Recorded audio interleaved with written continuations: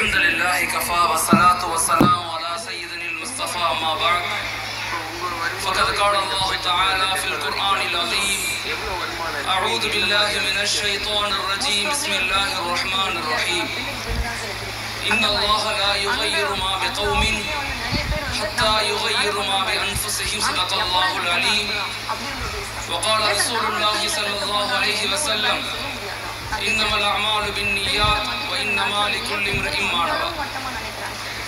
புகழ் அனைத்தும் ஏக இறைவன் அல்லாஹ் ஒருவனுக்கே உரித்தாகட்டும். அவனுடைய அன்பும் சாந்தியும் சமாதானமும் உலகத்தில் உள்ள அனைத்து மக்களின் மீதும் உண்டாகட்டும். ஆமீன். மாஷா அல்லாஹ், இந்த நிகழ்வுல கலந்து கொண்டதில் பெரும் மகிழ்ச்சி. அல்லாஹு தாலா நம்முடைய எண்ணங்களை, நம்முடைய செயல்களை, நம்முடைய அமல்களை, நம்முடைய தான தர்மங்களை அல்லாஹு தாலா ஏற்றுக்கொள்ளணும், கபூல் செய்யணும். எல்லா நிலையிலும் அல்லாஹ்விற்காக, அல்லாஹுடைய ரசூலுக்காக வாழ்ந்து மறையக்கூடிய பாக்கியத்தை அல்லாஹ் எனக்கும் உங்களுக்கும் தரணும். அப்படி இந்த உலகத்தை விட்டு மறையும் போது அஷ்ஹது அல்லாஹ் இலாஹ இல்லல்லாஹ் வ அஷ்ஹது அன்ன முஹம்மதன் அப்துஹு வ ரசூலுஹு என்ற திருக்கலிமாவோடு மறையக்கூடிய பாக்கியத்தையும் அல்லாஹ் எனக்கும் உங்களுக்கும் நம்முடைய வருங்கால சந்ததிகளுக்கும் ஈமானோடு வாழ்ந்து ஈமானோடு மௌத்தாகக்கூடிய பாக்கியத்தை நம் அனைவர்களுக்கும் அல்லாஹ் ஆக்கி அருள்வான். அல்ஹம்துலில்லாஹ். ஒரு நல்ல நிகழ்வு. மாஷா அல்லாஹ், இந்த ஆயப்பாடி இந்த பகுதியிலே அல் மதரசா அல் மனாருல் ஹுதா அப்படிங்கிற அடிப்படையில் மிகச்சிறந்த ஒரு மதரசாவை குழந்தைகளுக்காக, மக்தபுகளுக்காக நீங்க உருவாக்கி இருப்பது உண்மையிலேயே மகிழ்ச்சி கட்ட விஷயமாக இருக்கு. இந்த விழாவில் கலந்து கொண்ட அனைவரும் ஒரு சிறந்த மக்கள், சமூகத்தை பத்தி மிக அதிகமாக கவலைப்படக்கூடிய மக்கள் எல்லாருமே. குறிப்பாக நம்முடைய நவாஸ் கனி சாப், நம்முடைய அப்துல் ரஹ்மான் சாப், இந்த ஊருடைய உலமாக்கள், இங்க வந்திருக்கிற பெருமக்கள் அனைவரும் மிகச்சிறந்த சமூகத்தை பத்தி யோசிக்கக்கூடிய, சமூகத்திற்காக செயல்பட வேண்டும் என்ற ஒரு மிகப்பெரிய சிந்தனையுடைய மக்கள். அல்லாஹ் நம்ம அனைவர்களையும் பொருந்திக் கொள்ளணும்.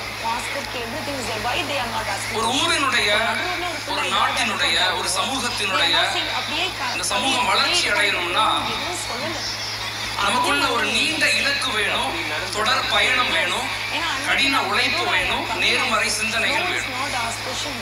இன்னைக்குள்ள காலகட்டத்துல எல்லாத்துக்குமே சமூகத்துல பெரும் விழிப்புணர்வு ஏற்பட்டுருச்சு. ஆண்களுக்கு, பெண்களுக்கு, வாலிபர்களுக்கு, சமூகத்தினுடைய பொறுப்புதாரிகளுக்கு, உலமாக்களுக்கு, ப்ரொஃபஷனலிசம், எல்லா மக்களுக்குமே இன்னைக்கு சமூகத்துல ஒரு பெரும் விழிப்புணர்வு ஏற்பட்டிருக்கு, ஒரு பெரும் கவலை ஏற்பட்டிருக்கு. ஆனா அந்த விழிப்புணர்வும் கவலையும் மட்டும் போதாது, மாறாக செயல் திட்டங்கள் வேணும். இஸ்லாமிய சமூகம் என்பது ஏதோ நேற்று உருவான ஒரு மார்க்கம் அல்ல. இஸ்லாமிய சமூகம் என்பது கிட்டத்தட்ட 1318 ஆண்டுகள் இந்த உலகத்தை அறிவால், சிந்தனையால், ஆற்றலால், கண்டுபிடிப்புகளால், பொருளாதாரத்தால், அரசியல் மாற்றங்களால், கலாச்சாரங்களால், இப்படி எல்லா துறைகளிலுமே நின்று இருந்து சாதித்து உருவாக்கிய ஒரு வலிமையான சமூகம் இஸ்லாமிய சமூகம். ஆனா கடந்த 300 ஆண்டுகளாக நம்ம எல்லா நிலையிலும் பின்தங்கிய சமூகமாக மாறிக்கொண்டே இருக்கிறோம். ஒரு சமூகம் ஏன் பின்தங்குது? எந்த சமூகம் தன்னுடைய தோல்விக்கான காரணத்தை தன்னிடத்திலிருந்து தேடாமல் மற்றவர்களை குறை சொல்கிறதோ அந்த சமூகம் எழுச்சி பெற்றதாக வரலாறு கிடையாது. நம்முடைய ப்ராப்ளம் என்ன? இன்னைக்குள்ள சமூகத்தினுடைய நிலைகள்ல நம்முடைய எதை நோக்கி நம்ம எல்லாரும் இலக்குகளோட பயணிக்கணும். குறிப்பாக பெண்கள், வாலிபர்கள், நம்முடைய வருங்கால சந்ததிகளை எப்படி வலிமையானவர்களாக, இறை உணர்வு உள்ளவர்களாக, கல்வி ஆளுமைகளாக உருவாக்கணும் அப்படிங்கிற ஒரு நீண்ட நெடிய திட்டம் ஒவ்வொரு மகல்லாக்கள்லையும், ஒவ்வொரு ஊர்களையும் இருக்கணும். வெறுமனே ஆதங்கப்படுறதுனால இங்க எதையும் சாதிக்க முடியாது. வெறுமனே உணர்ச்சி வசப்படுவதை கொண்டு எந்த மாற்றங்களையும் நம்ம ஏற்படுத்த முடியாது. மாறாக அறிவு வசப்படக்கூடிய சமூகமாக நாங்க மாறணும்.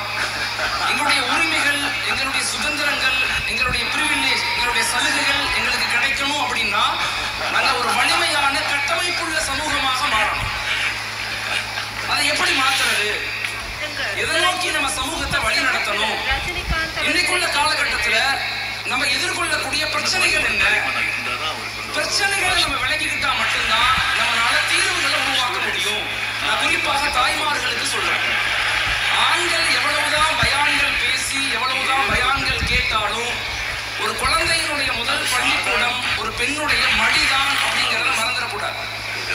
ஒரு தாய்மார்களுடைய வளர்ச்சி, அவர்களுடைய இன்வால்மெண்ட், அவர்களுடைய இறை உணர்வு, அவர்களுடைய சமய அறிவோடு சமகால சிந்தனை, இதை கொண்டுதான் ஒரு சமூக எழுச்சி ஏற்படுத்த முடியுமே தவிர வெறுமன மாற்றங்கள் உலகத்துல நிகழவே நிகழாது. ஒரு சமூக எழுச்சி ஏற்படணும்னா குறைஞ்சது 10 வருஷம் ஆகும், அதிகபட்சம் 33 வருஷம் ஆகும்.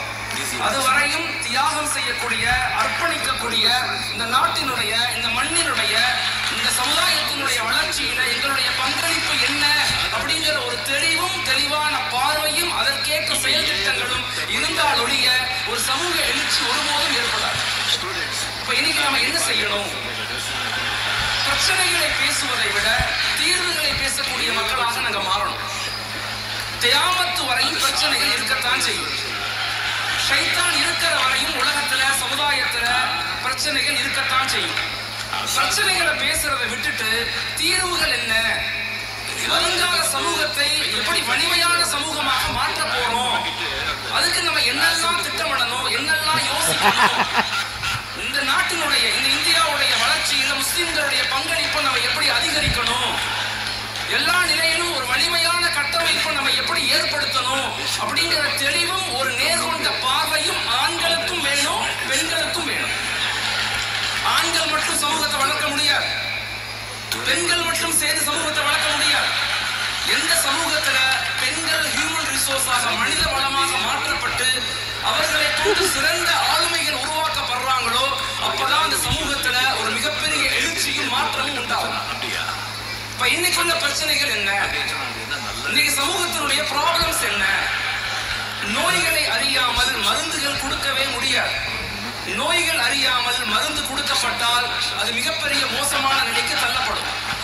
இப்ப இன்னைக்கு சமுதாயத்தினுடைய நோய்கள் என்ன? ஆய்வுகள் சொல்லுது 4 விதமான ப்ராப்ளத்தை நமக்கு எதிர்கொண்டிருக்கிறோம். Not only for Muslim community, all over the world, முழு உலகமும் இந்த பிரச்சனைகளை எதிர்கொண்டிருக்கிறாங்க. குறிப்பாக இஸ்லாமிய சமூகம் இதில் எப்படி சீர்காரணும், எப்படி சரி செய்யணும்? நம்முடைய இலக்கு என்பது நம்முடைய ஜெனரேஷன் தான், நம்முடைய வருங்கால குழந்தைகள் தான். அவர்கள் தான் சமூகத்தினுடைய முதுகெலும்புகள். நம்முடைய இளைஞர்கள் தான் வருங்கால சமூகத்தினுடைய, இந்தியாவுடைய பேக்போன். அவர்களை வலிமையானவர்களாக, அவர்களை ஆளுமையானவர்களாக, அவர்களை உணர்வு இல்லாமல் அறிவுசப்படக்கூடிய சமுதாயமாக மாற்றாத வரை ஒரு சமூக மாற்றத்தை நம்மளால் ஏற்படுத்த முடியாது. அப்ப நம்முடைய ப்ராப்ளம் என்ன? ஆய்வுகள் சொல்லுது இன்னைக்கு உலகத்துல 4 விதமான ப்ராப்ளம்ஸ் இருக்கு. இந்த ப்ராப்ளத்தை சரி செய்ய ஒவ்வொரு மஹல்லாக்களும், ஒவ்வொரு ஊரும், ஒவ்வொரு மாவட்டமும் நம்ம திட்டமிட்டு யோசிக்க வேண்டிய பொறுப்பு இருக்கு. ஒன்று, இன்னைக்கு சமூகத்தில் ஏற்படுகின்ற மிக முக்கியமான ஒரு ப்ராப்ளம் கல்ச்சரல் டிக்ளைன். கலாச்சார சீர்கேடு இன்னைக்கு அதிகரிச்சு கொண்டே இருக்கு. நம்ம நினைப்பதை விட மிக மோசமான ஒரு உலகம் உருவாகி கொண்டிருக்கு. நம்ம நினைப்பதை விட நம்முடைய இளைஞர்கள் அதில் மிகப்பெரிய அந்த வலைகள்ல மாட்டிக்கொண்டிருக்கிறாங்க. ஒன்று, நம்முடைய இளைஞர்கள் இந்த உலகத்தினுடைய மோகங்கள்ல மூழ்கடிக்கப்படுறாங்க, அல்லது இந்த உலகத்தினுடைய அதிகாரங்களை பார்த்து பயப்படுறாங்க. கல்ச்சரலி நம்ம பலகீனப்பட்டுக்கிட்டே இருக்கிறோம்.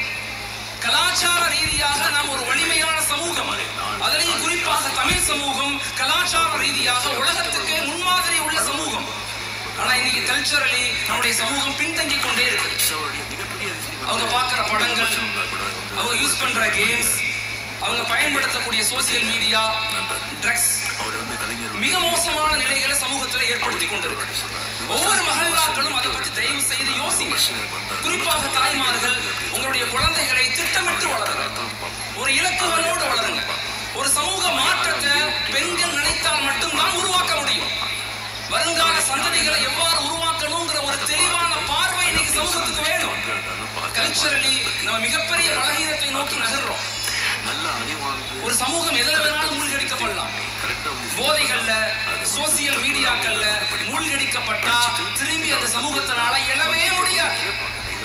எவ்வளவு எத்தனை மீட்டிங் போட்டு எவ்வளவு முயற்சிகள் செய்தாலும் இளைஞர்கள் இன்றைக்கு உள்ள உலகத்தினுடைய சுகபோகத்துல மூழ்கடிச்சுட்டாங்கன்னா இவங்களை மீட்டெடுத்து ஒரு சமூக மாற்றத்தை நம்மளால ஏற்படுத்த முடியாது. இது போன்ற இஸ்லாமிய ஊர்கள் அந்த கல்ச்சரலி கலாச்சார மாற்றத்தை, கலாச்சாரத்தை சீர்கேட எப்படி சரி செய்யணும், அதற்கு தான் இந்த மதரசா உருவாக்கப்பட்டிருக்கு. மாஷா அல்லாஹ் இங்க தீனியாத்துல கிட்டத்தட்ட 160 மாணவர்கள் படிக்கிறாங்க. மிகச்சிறந்த முறையில குர்ஆனை கற்றுக்கொள்கிறாங்க. If you give Quran, Quran will give all. நீங்கள் வருங்கால சமூகத்துக்கு குர்ஆனை கற்றுக் கொடுங்கள், குர்ஆன் அனைத்தையும் கற்றுக் கொடுக்கும், அனைத்தையும் கற்றுக் கொடுக்கும். கல்ச்சரலி நம்ம பலகீனப்பட்டுக்கிட்டு இருக்கிறோம். குறிப்பாக தாய்மார்களுக்கு சொல்றேன், குழந்தைகளை கொஞ்சம் வளருங்க, குழந்தைகளை தானா வளர விடாதீங்க, குழந்தைகளை கண்காணிச்சு உருவாக்குங்க, குழந்தைகளை கண்காணிச்சு உருவாக்குங்க. அப்ப கல்ச்சரலி நாங்க பலகீனப்படுறோம். அதுக்கு நம்ம என்ன செய்யணும்? இரண்டாவது, இன்னைக்குள்ள மிகப்பெரிய பிரச்சனை அகலாக் ரீதியான அறம் சார்ந்த வாழ்வியல் காணா போச்சு, ஒழுக்கம் சார்ந்த வாழ்வியல் காணா போச்சு. டிசிப்ளின் சொசைட்டியை கொண்டுதான் ஒரு சமூக எழுச்சி ஏற்படுத்த முடியும். இங்க டிசிப்ளின் இல்ல, அறம் சார்ந்த வாழ்வியல் இல்ல, அகலாக்குகள் இல்ல, ஒழுக்கம் இல்ல, ஒரு மாற்றத்தை நாம் ஏற்படுத்த முடியாது. தமிழ் இலக்கியங்கள் மிக ஆழமாக இதை சொல்லுது. தொல்காப்பியங்கிற நூல் மிக அற்புதமான ஒரு இலக்கிய நூல், தமிழுடைய ஆதி நூல்னு சொல்லுவாங்க தொல்காப்பியம். தொல்காப்பியம் சொல்லுது வாட் இஸ் எஜுகேஷன், கல்வி என்றால் என்ன. தொல்காப்பியம் மிக அழகாக சொல்லும், கல்வி அறிவாகி, அறிவு ஒழுக்கமாகி, ஒழுக்கம் அன்பாகி, அன்பு அரணாகி, அரண் அருளாக வேண்டும். That is called education. நம்முடைய பிள்ளைங்களுக்கு கல்வியை விட மிக முக்கியமானது ஒழுக்கம், கல்வியை விட, அறிவை விட, சம்பாத்தியத்தை விட மிக முக்கியமானது ஈமான். இத குழந்தைகளுக்கு உணர்வு ரீதியாக தாயும் தந்தையும் கொடுக்க முயற்சி செய்யுங்க. இதுதான் இன்னைக்கு தேவை. சமூக வளர்ச்சி என்பது டிசிப்ளின், ஒழுக்கத்தை கொண்டுதான் உருவாக்க முடியும். அறம் சார்ந்த வாழ்வியல் இல்ல, அத்தாவை புள்ள மதிக்கல, வீட்டுல ஊர்ல உள்ள மூத்தவங்களை மதிக்கல, அன்பு இல்ல, பாசம் இல்ல, விட்டு கொடுத்தல் இல்லைன்னா ஒரு சமூக மாற்றம் எப்படி ஏற்படும்? ஏற்படாது. அதனால இது போன்ற இஸ்லாமிய ஊர்கள் மிக முக்கியமான உலகத்தில் இப்ப உள்ள ப்ராப்ளம் அறம் சார்ந்த வாழ்வியல் எங்கேயுமே இல்லை. Not only for Muslim community. நான் ஒரு மடத்துக்கு போனேன் காஞ்சிபுரம் சமீபத்தில். அங்க உள்ள பார்க்கும்போது அங்க உள்ள மத குருமார்கள் சொல்றாங்க, மௌல்விசா நிச்சயமாக இஸ்லாமிய கம்யூனிட்டியில மட்டும் இல்ல உலகம் முழுக்க அறம் இறந்துச்சுன்றாங்க. அறம் இறந்து போச்சு, ஒருத்தவங்க நேசிக்கிறது குறைஞ்சிருச்சு, அன்பு குறைஞ்சிருச்சு. இந்தியாவிலேயே அன்பு நிறைஞ்சிருக்கிற ஒரு பகுதியாக இருக்கிறது தமிழ்நாடும் கேரளாவும் தான். அன்பு, பரஸ்பரம், சமூக நீதி, சமத்துவம், சகோதரத்துவம் என்கிற ஆழமான கருத்தியலை மிக ஆழமாக இருக்க பிடிச்சிருக்கிறது இன்னைக்கு தமிழ்நாடும் கேரளாவும் தான். இதை நம்முடைய குழந்தைகளுக்கு சொல்லிக் கொடுக்கணும், நம்முடைய வருங்கால சந்ததிகளுக்கு சொல்லிக் கொடுக்கணும். இந்த உலகத்துல வாழ்ந்தோங்கிறதுக்கு ஒரு அத்தாட்சி நம்முடைய பிள்ளைங்க மட்டும்தான்.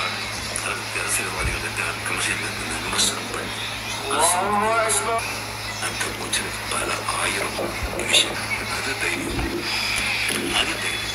சரி, அல்ஹம்துலில்லாஹ். நம்முடைய தமிழ் மண்ணுக்குன்னு ஒரு பாரம்பரியம் இருக்கு. அதுதான் அறம், அதுதான் ஒழுக்கம், அதுதான் அன்பு, அதுதான் விட்டு கொடுத்தல். இதை நம்முடைய வருங்கால சந்ததிகளுக்கு ரொம்ப ஆழமாக கொடுக்கணும். இப்ப நம்முடைய இன்னைக்கு இரண்டாவது நம்ம எதிர்கொள்ளக்கூடிய பிரச்சனை ஒரு ஒழுக்கம் இல்லாத சமூகம் உருவாகி கொண்டிருக்கு. அதன் மீது ரொம்ப கவனம் செலுத்தணும். ஒவ்வொரு மகள்நாக்களும், ஒவ்வொரு வீடும், ஒவ்வொரு தாயும் தந்தையும் தன் குழந்தைகளை அகலாக்கோடு ஒழுக்கத்தோடு உருவாக்கணுங்கிற ஒரு தெளிவை தயவு செய்து உள்ள கொண்டு வாங்க. நான் அடிக்கடி பெற்றோர்களுடைய மீட்டிங்க்கு சொல்லுவேன், நாம என்னதான் குழந்தைகளுக்கு சொத்து சேர்த்து வச்சாலும், எவ்வளவு வீடு வாங்கி கொடுத்தாலும், எவ்வளவு காசு பணம் சேர்த்தாலும், நம்ம வயதான பிறகு நம்ம கொடுத்தது எதுவுமே நம்முடைய குழந்தைகளுக்கு பெருசா தெரியாது. நாம எதை அகலாக்க, ஒழுக்கத்தை, அன்பை, விட்டு கொடுத்தத, பாசத்தை சொல்லி கொடுத்தோமோ அதுதான் அந்த குழந்தைகளை இறைவனிடத்தில், அல்லாஹ்விடத்தில் சேர்க்கக்கூடியதாக இருக்கு. அந்த குழந்தைகள் மட்டும்தான் நம்மை, பெரியவர்களை, ஊரை, மண்ணை, மக்களை நேசிக்கக்கூடியவர்களாக மாறுவாங்க. இல்லைன்னா நிச்சயமாக இந்த உலகத்தை அனுபவிக்க மட்டும்தான் ஆசைப்படுவாங்களே தவிர யாரையும் பெற்றோர்களை பாதுகாக்கணும், ஊரை பாதுகாக்கணும், நாட்டை பாதுகாக்கணும், மண்ணை பாதுகாக்கணுங்கிற எந்த உணர்வும் சமுதாயத்துக்கு இல்லாம போயிடும். அதனால இரண்டாவது இந்த உலகத்துல ப்ராப்ளம் என்னன்னா முழுக்க இந்த அகலாக் சார்ந்த, ஒழுக்கவியல் சார்ந்த, பண்பு சார்ந்த, அன்பு சார்ந்த ஒரு சமூகம் இன்னைக்கு தேவை. அதன் மீது கவனம் செலுத்தணும். மூணாவது பிஹேவியரிசம், நடத்தை, ஆட்டிடியூட் மிக முக்கியமான ஒரு பகுதி. இன்னைக்கு மனிதர்கள்ட்ட எப்படி நடந்துக்கணும், மனிதர்களை எப்படி நேசிக்கணும் அப்படிங்கிற உணர்வுகளை குழந்தைகளுக்கு சொல்லிக் கொடுங்க. லட்சமா கொண்டு அவங்களை படிக்க வைக்கிறோம், நிறைய லெவல்ல அவங்களை அறிவாளிகளாக மாற்றணும்னு நினைக்கிறோம், சமூகத்துல பெரிய வேலை வாய்ப்புகள் கொடுக்கணும்னு நினைக்கிறோம். ஆனா மனித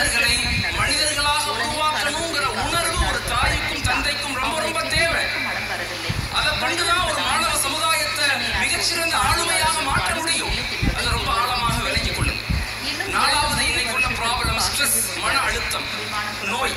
அடுத்த 10 வருஷத்துல உலகம் முழுக்க இருக்கக்கூடிய மக்களுக்கு 90% மக்களுக்கு வரக்கூடிய ஒரு நோய் மென்டல் ஹெல்த் டிசார்டர், மனநோய்னு சொல்றாங்க. தயவு செய்து குழந்தைகளுக்கு இந்த உலகத்தினுடைய யதார்த்தத்தை கற்றுக் கொடுங்க. வாழ்க்கை என்பது தோல்வியும் வெற்றியும் உண்டானதுதான்.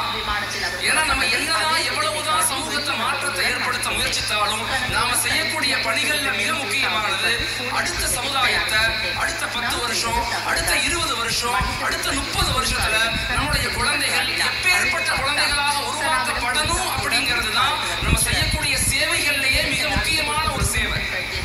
அந்த சேவை சரியாக இருந்தா மட்டும்தான் அந்த மதரசாக்கள் பாதுகாக்கப்படும், நாடு பாதுகாக்கப்படும், மண் பாதுகாக்கப்படும், இயற்கை பாதுகாக்கப்படும், மஸ்ஜிதுகள் பாதுகாக்கப்படும், மனிதர்கள் பாதுகாக்கப்படுவாங்க.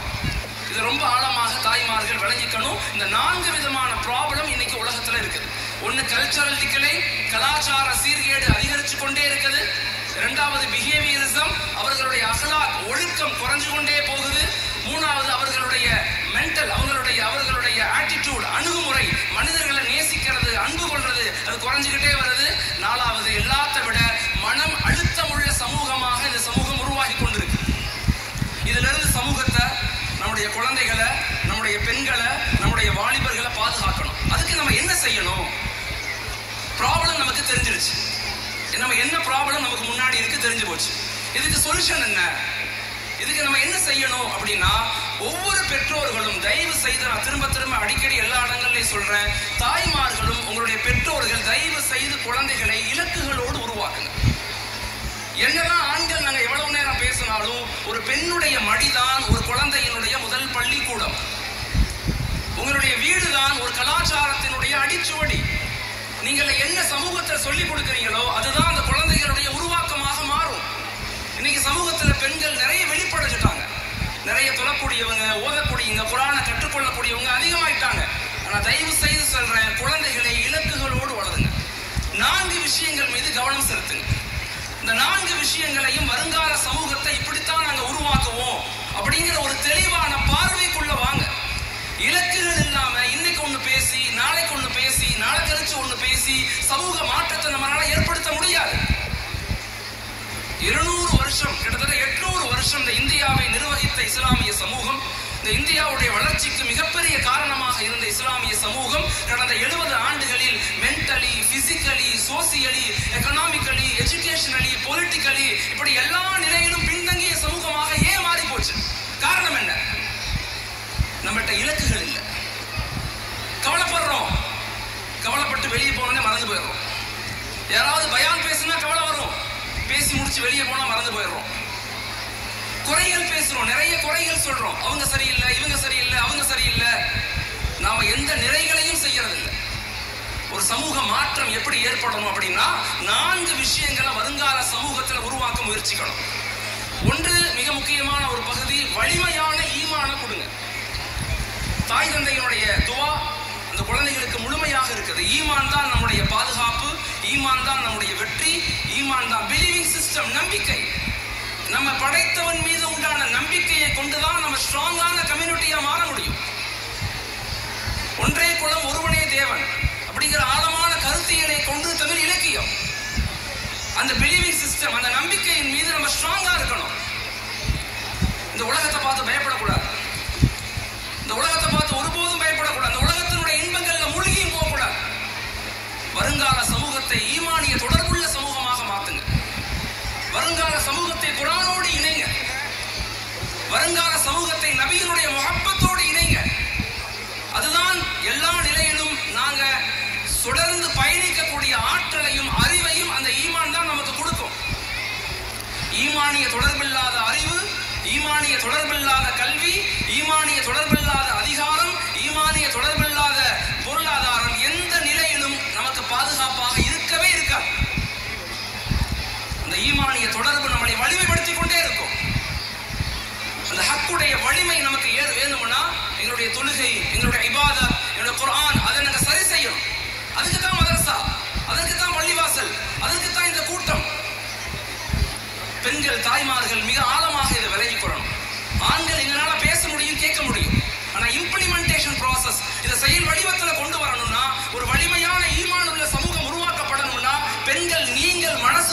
மட்டும்தான் அது முடியும், வேற யாருனாலையும் முடியாது. அதனால வருங்கால சமூகத்தை நல்ல வலிமையான ஈமானுடைய குழந்தைகளாக உருவாக்குங்க. நம்ம ஈமான் இல்லாம அந்த ஈமானிய வலிமை நம்மள்ட்ட என்ன நடக்கும்? நம்ம கோழைகளாக மாறுவோம், நாங்க பலகீனம் அடைவோம். கோழைகளாக மாறுவோம், நாங்க பலகீனம் அடைவோம். சீக்கிரமே வெக்ஸ் ஆயிடுவோம், சீக்கிரமே அதிருப்தி அடைஞ்சிருவோம், சீக்கிரமே வீக் ஆயிடுவோம். அதனால குழந்தைகள்கிட்ட அந்த வலிமையான ஈமான, குர்ஆன, நபியினுடைய முஹப்பத்தை ரொம்ப ஆழமாக கொடுங்க. அதுக்கு முயற்சி செய்யுங்க. உங்களுக்கு தெரியும் நாடார் சமூகத்தை பத்தி. 40 வருஷத்துக்கு முன்னாடி நாடார் சமூகம் தொட்டா தீட்டு பார்த்தா தீட்டுன்னு இருந்தாங்க. ஆனா இன்னைக்கு இந்தியாவுடைய வளர்ச்சியில 50% அவங்க காரணமா இருக்காங்க. காரணம் என்ன? அவங்க தாய்மார்களுடைய தியாகம், அவங்களுடைய பெண்களுடைய மிக முக்கியமான தியாகம். அதை கொண்டுதான் ஒரு சமூக மாற்றத்தை அவங்க ஏற்படுத்தினாங்க. அதனால தயவு செய்து நான் இங்க வந்திருக்கிற தாய்மார்கள், வந்திருக்கிற ஆண்களுக்கு நான் சொல்லிக் கொள்றேன், உங்களுடைய வீடுகள்ல உங்களிடத்துல ஈமானிய ஸ்ட்ரென்த்தனை, ஈமானிய வலுவை உருவாக்கி கொள்ளுங்க. அதுதான் நம்முடைய பாதுகாப்பு, அதுதான் நம்மளை எல்லா நிலையிலும் எதிர்த்து நிற்கக்கூடிய ஆற்றலை கொடுக்கும். புஜபலமும் புத்தி பலமும் மட்டும் போதாது, ஆன்மீக பலம் வேண்டும். ஆன்மீக பலம் இருந்தா மட்டும்தான் நம்மளால எழுச்சி மிக்க சமுதாயமா மாற முடியும். இரண்டாவது நம்ம செய்ய வேண்டிய விஷயம், நம்முடைய குழந்தைகளிடத்துல ஒரு அகலாக்குள்ள ஒழுக்கமான வாழ்வியலை கற்றுக் கொடுங்க. குழந்தைகளை நல்ல இலக்குகளோடு வளருங்க, குழந்தைகளை திட்டத்தோடு வளருங்க. வருங்கால சமூகம் எப்படி இருக்கணும் அப்படிங்கறத தயவு செய்து நினைத்து வளருங்க. மூணாவது மிக முக்கியமான விஷயம், ஆளுமையான கல்வியை கொடுங்க. ஆளுமையான கல்வியை கொடுங்க. கல்விதான் நம்முடைய சுதந்திரத்தை கொடுக்கும், கல்விதான் நம்முடைய உரிமைகளை வாங்கி கொடுக்கும், கல்விதான் நமக்கு எல்லா விதமான சலுகைகளையும் பெற்று கொடுக்கும். கல்வியை கொண்டுதான் ஒரு சமூக மாற்றம் ஏற்படுமே தவிர வெறுமன வார்த்தைகள் இல்ல கவலைகள் இல்ல தேவையில்லாத விஷயங்களை கொண்டு மாற்றங்கள் நிகழாது. நம்ம திட்டமிடணும். ஒவ்வொரு வீடுகளையும் நாங்கள் அதிகாரிகளை உருவாக்குவோம், நாங்க மிகப்பெரிய உலமாக்களை உருவாக்குவோம், நாங்க மிகப்பெரிய ஜட்ஜுகளை, கலெக்டர்களை, மிகப்பெரிய அபிஷியலை உருவாக்குவோம். உங்களுக்கு தெரியும் 1979 மண்டல் கமிஷன் ஒரு கமிஷன் போட்டாங்க. அந்த கமிஷன் SC/ST மக்களுக்காக ஒரு திட்டத்தை கொண்டு வந்து கொடுத்துச்சு. அந்த மக்கள் அந்த திட்டத்தை கையில எடுத்து 14 வருஷம் 1979 போடப்பட்ட திட்டம் அது பார்லிமெண்ட்ல பாஸ் பண்ண முடியாம 1992 தான் இம்ப்ளிமெண்ட் செய்யப்பட்டுச்சு. அந்த கமிஷன் இன்னைக்கு மாஷா அல்லாஹ் அமல்படுத்தப்பட்டு 14 வருஷம் கழிச்சு அமல்படுத்தப்பட்டு இன்னைக்கு எங்களுடைய சகோதர மக்கள் SC/ST மக்கள் மிகச்சிறப்பாக எல்லா நிலையிலும் வளர்ந்தவர்களாக, படித்தவர்களாக, சமூகத்தினுடைய அந்தஸ்துக்கு வந்த மக்களாக இருக்கிறாங்க. இஸ்லாமிய சமூகத்துக்குன்னு சில கமிஷன் இந்தியாவில் போட்டாங்க. 2005-6 சச்சார் கமிட்டி, 2008 ரங்கநாதன் மிஸ்ரா கமிட்டி, 2010 குண்டு கமிட்டி, திரும்பி 2012 மாதவன் கமிட்டி. இத்தனை கமிஷன் போட்டும் நாம நம்மளை முன்னேற்றலனா அதை விட கை சேதம் உலகத்துல எதுவுமே கிடையாது. 3 பிச்சைக்காரங்க இந்தியாவில் இருந்தா அதுல ஒரு பிச்சைக்காரன் முஸ்லீம். கல்வியில இந்தியாவிலேயே மிகவும் பின்தங்கிய சமூகம் இஸ்லாமிய சமூகம். எல்லா நிலையிலும் ஏன் பின்தங்கிட்டோம்? ஒரு வளர்ச்சி திட்டமிடுதல் நமக்கு வேணும். பிரச்சனைகளை பேசுறதை விட்டுட்டு தீர்வுகள் என்ன? ஒவ்வொரு குடும்பங்களும் உறுதி வரணும். ஒவ்வொரு குடும்பங்களும் நான் என்னுடைய ஆண் மக்களை, எனக்கு 2 ஆண் மக்கள் இருந்தா ஒரு ஆண் மக்களை நான் அதிகாரியாக மாத்துவேன், நாட்டினுடைய வளர்ச்சிக்கு பயன்படுத்துவேன், இந்தியாவுடைய உருவாக்கத்தில் எங்களுடைய மக்களை நாங்கள் கொண்டு போய் சேர்ப்போம். வெறுமன உணர்ச்சி வசப்படக்கூடிய இளைஞர்களை உருவாக்கி எந்த புண்ணியமும் இல்லை. அறிவு வசப்படக்கூடிய இளைஞர்கள் இன்னைக்கு உருவாக்கப்படணும். நிதானமாக, பொறுமையாக, சமூக கட்டமைப்பில் எப்படி பங்களிப்பு கொடுக்கணும் அப்படிங்கிற ஒரு இளம் சமூகம் இன்னைக்கு தேவை. உங்களை போற இஸ்லாமிய ஊர்கள் திட்டமிட்டு செய்யுங்க. தமிழ்நாடு ஒரு அற்புதமான பகுதி, இந்தியாவிலேயே மிகச்சிறந்த பகுதி தமிழ்நாடு. அதனால அதன் மீது கவனம் செலுத்துங்க, கல்வியின் மீது ரொம்ப கவனம் செலுத்துங்க. மூணாவது நாட்டுப்பற்று, சோசியல் ரெஸ்பான்சிபிலிட்டி. இந்த நாடு நம்மளது, இந்த நாட்டு மக்கள் நம்முடைய மக்கள், இந்த மண் இந்த மக்களுக்காக நம்முடைய முன்னோர்கள் உடல், பொருள், ஆவி, செல்வம் அனைத்தையும் செலவழித்து தான் உலகத்திலேயே மிகப்பெரிய ஜனநாயக நாட்டை உருவாக்கி கொடுத்திருக்கிறாங்க.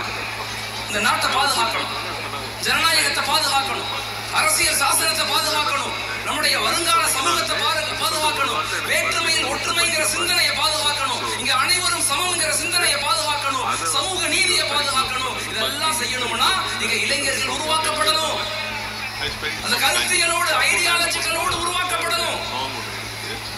வெறுமன பேசி வெறுமன பயான் பண்ணி வெறுமன கருத்துக்கள் பகிர்ந்து ஒண்ணு செய்ய முடியாது. செயல் திட்டங்கள் வேணும். ஒவ்வொரு ஊர்களும் இதற்காக குழுக்கள் உருவாக்கப்படணும்.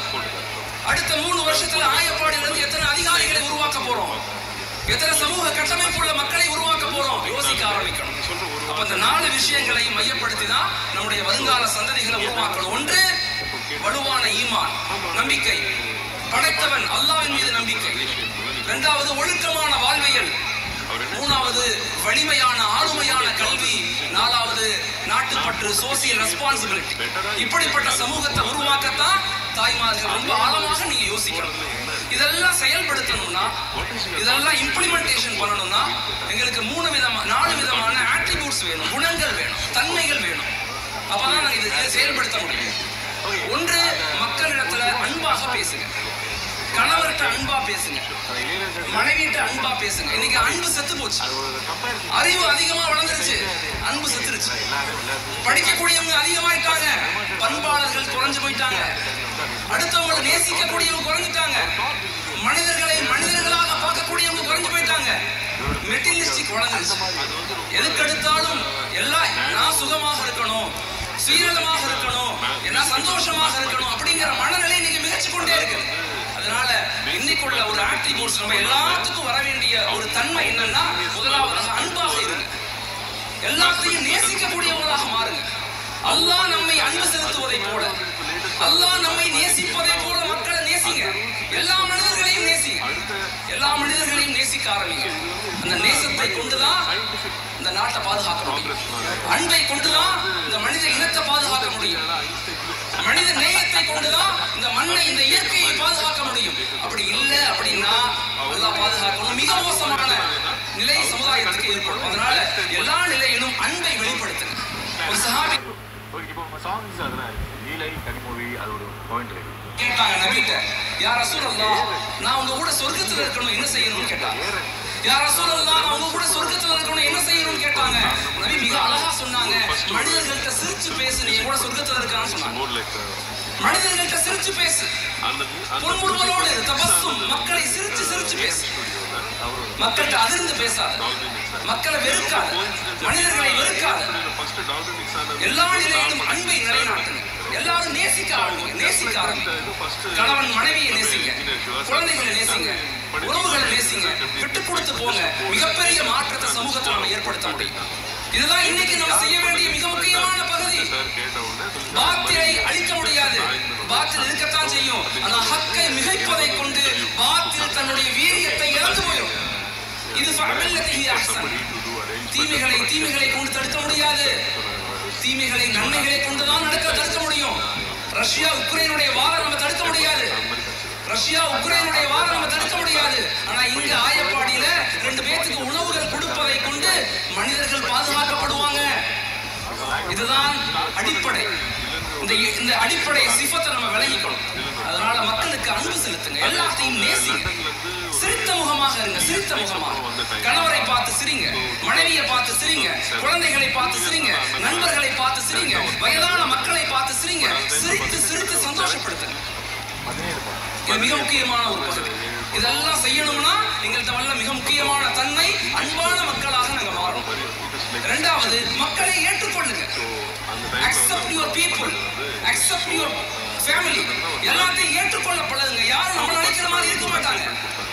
நான் நினைக்கிற மாதிரி என் மனைவி இருக்க மாட்டாங்க. நான் நினைக்கிற மாதிரி என்னுடைய குழந்தைகள் இருக்க மாட்டாங்க. நான் நினைக்கிற மாதிரி எம்ப்ளாய் இருக்க மாட்டாங்க. யாரும் இங்க நினைக்கிற மாதிரி இருக்க மாட்டாங்க. எல்லாத்துக்கும் சுதந்திரம் இருக்கும், எல்லாத்துக்கும் ஒரு ஆசைகள் இருக்கும், எல்லாத்துக்கும் ஒரு வாழ்க்கை முறை இருக்கும். அப்படி எப்படி ஏற்றுக்கொள்ளுங்க, அவங்க அப்படி எப்படி ஏற்றுக்கொள்ளுங்க. எப்ப நீங்க ஏற்றுக்கொள்றீங்களோ நீங்க நிம்மதியாக வாழ்வீங்க, மன அழுத்தம் இருக்காது, சந்தோஷம். எதையும் ஏற்றுக்கொள்ள பழகுங்க. Accept your life. வாழ்க்கையில எது கிடைக்குதோ அதுதான் சிறந்தது அப்படிங்கிற எண்ணத்துக்குள்ள வாங்க. கிடைக்காத ஒண்ணு நினைச்சு, இல்லாத ஒண்ணு நினைச்சு வருத்தப்பட்டு சண்டை போட்டு கருத்துக்கள் பகிர்ந்து பேஸ்புக்ல எழுதி வாட்ஸ்அப்ல எழுதி ஒரு சமூகமே மனம் அழுத்தமுள்ள சமூகமாக மாறிக்கொண்டிருக்கு. எல்லாத்தையும் ஏற்றுக்கொள்ளும், வாழ்க்கை நிம்மதியாக இருக்கும், சந்தோஷமாக இருக்கும். அல்ஹம்துலில்லாஹ், லா ஹவ்ல வலா குவத்த இல்லா பில்லாஹ். என் இறைவன் எனக்கு போதுமானவன், எனக்கு கொடுத்தது மிகச்சிறந்தது, அல்ஹம்துலில்லாஹ் அப்படிங்கிற ஒரு வாழ்க்கையை வாழ பழகுங்க. மூன்றாவது ஒரு தன்மை என்னன்னா, எல்லாத்தையும் மன்னிச்சிருங்க. யாரையும் தண்டிக்க ஆசைப்படாதீங்க. தண்டிக்கிறதுக்கு நமக்கு உரிமை கிடையாது. தண்டிக்காதீங்க. எல்லாத்தையும் மன்னிச்சு கண்டிக்கலாம், தண்டிக்காதீங்க. எல்லாத்தையும் மன்னிச்ச முயற்சி செய்யுங்க. எல்லாத்தையும் மன்னிச்சிருங்க, எல்லாத்தையும் மன்னிங்க. சமீபத்துல ஹஜ்ஜுக்கு போறப்ப ஒரு ஹாஜியார் என்கிட்ட வந்தார். ஒரு ஹாஜியார் என்கிட்ட வந்தார், வந்து கேட்டாரு, மௌலானா நான் ஹஜ்ஜுக்கு போறேன் துவா செய்யுங்கன்னு சொன்னார். ஹஜ்ஜுக்கு போறேன் துவா செய்யுங்க. நான் சொன்ன நல்லபடியா போயிட்டு வாங்க ஹாஜியா, எல்லாத்தையும் சொல்லிட்டீங்களான்னு கேட்டேன். எல்லாத்தையும் சொல்லிட்டீங்களா? ஆமா மௌலானா நான் சொல்லிட்டேன். நான் திரும்ப கேட்டேன், எல்லாம் சொல்லிட்டீங்களா? என் தங்கச்சிட்ட மட்டும் சொல்லல, என் தங்கச்சிட்டு சொல்லல. நான் கேட்டேன், ஏன் ஹாஜியா சொல்லல? அவர் சொன்னாரு, என் தங்கச்சிக்கு எனக்கும் குடும்பத்துக்கும் 16 வருஷம் பகை, சண்டை, பேச மாட்டோம், நான் சொல்லல அப்படின்னு சொன்னார். நான் சொன்ன, தயவு செய்து ஹாஜியா, ரத்த சொந்தத்துல பெண் ரத்த சொந்தம் மிக முக்கியமானது. ரத்த சொந்தத்துல பெண் ரத்த சொந்தம் மிக முக்கியமானது. தயவு செய்து போய் சொல்லுங்க, தயவு செய்து போய் சொல்லுங்க. அவர் போக மாட்டேன்னாரு. நான் திரும்ப திரும்ப சொன்னேன். அவர் போயிட்டார். அடுத்த நாள் லூருக்கு வந்தார். சின்ன புள்ள மாதிரி என்னை கட்டி பிடிச்சி அழுதா. சின்ன புள்ள மாதிரி கட்டி பிடிச்சி அழுதா. நான் கேட்டேன், ஏன் ஹாஜியார் அழுகுறீங்க? போனா நீங்க சொன்ன மாதிரி என் தங்கச்சி வீட்டுக்கு போனேன். என் தங்கச்சி வீட்டு கதவை தட்டினேன். நான் பயந்துகிட்டே தட்டினேன், சண்டை வந்துருமோன்னு.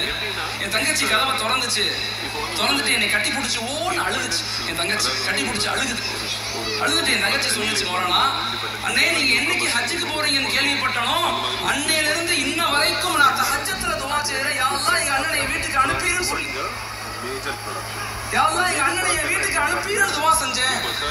அல்லாஹ் தஆலா என் துவாவை கபூல் செஞ்சுட்டான். நீ வந்துட்ட. மக்கள் எல்லாரும் நல்லவங்க, யாரும் தப்பானவங்க கிடையாது. அந்தந்த சூழ்நிலைகள்ல மனிதர்கள் தவறு செய்யறாங்க. யாரையும் ஒதுக்காதீங்க. குறிப்பாக உறவுகளை, அண்ணன் தம்பி உறவுகளை, உங்களுடைய மாமா மச்சான் உறவுகளை சேர்ந்து வாழும். வாழ்க்கையில என்னத்தை கொண்டு போறோம் நல்லா யோசிச்சு பாருங்க. உலகத்துல முன்னாடி எல்லாம் மரணம் ரொம்ப தூரம் நிகழ்ந்துச்சு. இப்பெல்லாம் மரணம் அப்படி நிகழல. நேத்து பேசுறாங்க, இன்னைக்கு இல்ல. இன்னைக்கு பேசுறாங்க, நாளைக்கு காலையில மௌத்துன்னு நியூஸ் வருது. மரணம் ரொம்ப நெருங்கிருச்சு. வாழ்க்கை ரொம்ப ஷார்ட், வெரி ஷார்ட். எதையுமே இங்க சாதிக்க முடியாது. உறவுகளை சேர்ந்து வாழுங்க, கணவன் மனைவி சேர்ந்து வாழுங்க, குழந்தைகளோட அன்பாக இருங்க, எல்லாத்தையும் மன்னிச்சு பழகுங்க. எப்ப நாங்க மன்னிக்க ஆரம்பிக்கிறோமோ படைத்த இறைவன் எங்களை மன்னிக்க தயாரா இருக்கிறான். மக்களை மன்னிச்சிருங்க. நாலாவது, எல்லா நிலையிலும் உம்மத்தை பத்தி, மக்களை பத்தி கவலைப்படுங்க. உங்க ஊருடைய ஏழைகளை பத்தி கவலைப்படுங்க. சமூகத்தினுடைய வீழ்ச்சிக்கு பல காரணம், அதில் ஒரு காரணம் ஏழைகளுடைய சாபங்கள். தயவு செய்து யாராவது வந்திருக்கிறீங்களோ அவங்க உங்க ஊருடைய மக்களை பாருங்க. எத்தனை மக்கள் ஏழ்மையாக இருக்காங்க, சாப்பாட்டுக்கு வழி இல்லை. ஆனா அந்த பெரிய முக்கியமான விஷயம் என்ன தெரியுமா? இந்தியா முழுக்க இருக்கக்கூடிய வறுமை கோட்டுக்கு கீழே உள்ள மக்கள் 36% இஸ்லாமிய மக்கள். 2014 இந்த அரசு ஆட்சிக்கு வரும்போது 26%. அது குறைஞ்சு 16% ஆய்வுகள் சொல்லிடுது. ஆனா முஸ்லிம்களுடைய எண்ணிக்கை அதே 36% வறுமை கோட்டுக்கு கீழே இந்தியாவில் இருக்கத்தான் செய்யறாங்க. ஆனா இதுல மிகப்பெரிய அதிசயம் என்னன்னா, அது இந்தியாவிலேயே மிக குறைவான மாநிலம், வறுமை கோட்டுக்கு கீழே உள்ள மக்கள் மிக குறைவான மாநிலம் தமிழ்நாடும் கேரளாவும் தான். டேட்டா பேஸோட பாருங்க, எடுத்து பாருங்க. இந்தியாவுடைய இண்டஸ்ட்ரி எடுத்து பாருங்க. மிக ஆச்சரியமாக இருக்கு. இந்தியாவிலேயே வறுமை கோட்டுக்கு கீழே உள்ள மிகவும் குறைவான மக்கள் கேரளாவும் தமிழ்நாடு தான். அப்படி பார்த்தோம்னா ஆய்வுகள் என்ன சொல்லுதுன்னா, ஒரு மஹல்லாவில் குறைஞ்சது 7 to 12 முஸ்லிம்கள் தான் வறுமை கோட்டுக்கு கீழே இருப்பாங்க. ஒரு 3 வருஷம் திட்டம் போடுங்க. ஒவ்வொரு வீட்டில் உள்ளவங்களும் ஒவ்வொரு மஹல்லாக்கள் உள்ளவங்களும் திட்டமிடுங்க. அடுத்த 3 வருஷத்துல ஆயப்பாடியில வறுமையில்லா சமூகத்தை உருவாக்குவோங்கிற எண்ணத்தோடு பயணிங்க. இப்படி சமூக பொறுப்புள்ள மக்களாக நாங்கள் மாறணும். இது போன்ற நிகழ்வுகள், இது போன்ற நிகழ்ச்சிகள் நடப்பதின் நோக்கம் நம்முடைய ஈமான புதுப்பித்துக் கொள்ளணும், நம்முடைய வாழ்வியலை புதுப்பித்துக் கொள்ளணும், நம்முடைய டிசிப்ளின், நம்முடைய அகலாக்களை புதுப்பித்துக் கொள்ளணும். ஏதோ வந்தோம், பயான் கேட்டோம், ஏதோ பேசினாங்க, கலைஞ்சு போனோம், சாப்பிட்டோம் போயிடக்கூடாது. ஒவ்வொரு நிலையிலும் அசை போடுங்க. ஒரு சமூக மாற்றத்தை, ஒரு சமூக எழுச்சியை பற்றி ஒவ்வொரு பெண்ணும் ஆணும் இளைஞனும் யோசிக்க ஆரம்பிங்க. இந்த நாட்டினுடைய வளர்ச்சியில எங்களுடைய பங்களிப்பை அதிகப்படுத்துவதை கொண்டுதான் ஒரு மாற்றங்களை ஏற்படுத்த முடியுமே தவிர மிகப்பெரிய வெறுமன கருத்துக்களை பகிர்றது, பேஸ்புக்ல எழுதுறது, அடுத்தவங்களை குறை சொல்றது எந்த நிலையிலும் ஒரு சமூக மாற்றத்தை ஏற்படுத்தாது. Everyone has some responsibility. குல்லுக்கும் ராயின் வ குல்லுக்கும் மஸ்ஊலன் அன் ரஅய்யத்திஹி. எல்லாரும் பொறுப்பாளர்கள். அந்த பொறுப்பை பற்றி நம்ம எல்லாரும் கேட்கப்படுவோம். இதுல மாற்று கருத்து இல்ல. இந்த ஊரை, இந்த மக்களை, இந்த நிர்வாகத்தை, இந்த மஸ்ஜிதை, இந்த மதரசாவை அல்லாஹ் பொருந்திக் கொள்ளணும். உங்களுக்காக நான் துஆ செய்றேன், எனக்காக நீங்க துஆ செய்யுங்க. ஜஸாக்குமுல்லாஹ். அஸ்ஸலாமு அலைக்கும் வரஹ்மத்துல்லாஹி வபரகாத்துஹு. அதற்கு அவங்க அப்ரிஷியேட் பண்றது அந்த மாதிரி ஹஸரத் அவர்களுக்கு நம்ம